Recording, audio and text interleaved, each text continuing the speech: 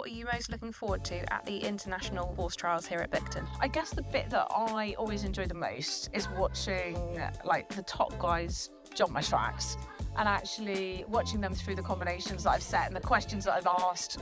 It's always a real privilege, and I always feel very honoured to be able to witness that. So I always enjoy watching them ride the tracks. Now, is there a particular combination out on course that you think some may struggle with? So I think there's enough out there. I think there's enough to sort of, to test them. I think, it'll be down to sort of, control.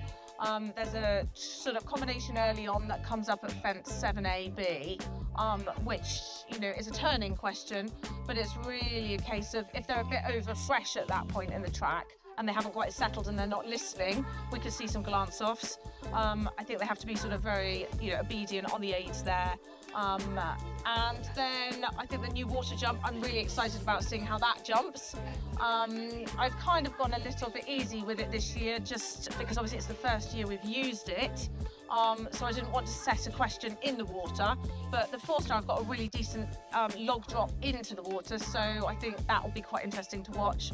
And then they've got a couple of skinny wedges coming out on 3 strides. Then they've got a very intense section in the main arena that comes up thick and fast. They've got a rail ditch, mim triple bar in on the first run. Then they go back up round the top and they've got a mim rail, big drop in to a skinny accuracy question.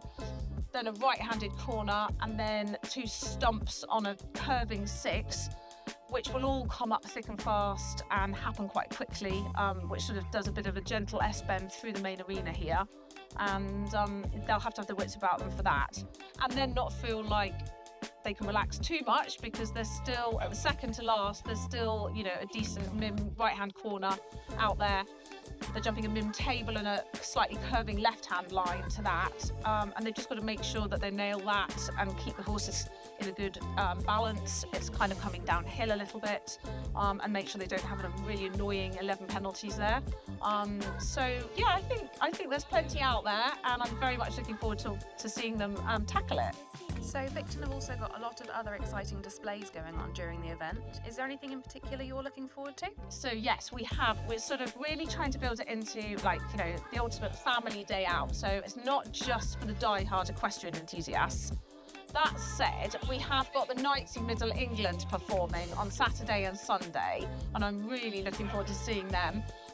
Fast-paced, stunt riding, jousting. They're doing 2 performances Saturday, 2 performances Sunday, and they're so thrilling to watch.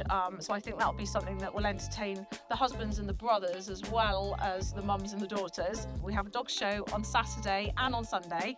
And we have Lorna Hayes, who works at Clinton Devon Estates. She's performing both days with her Crufts winning dog Nora.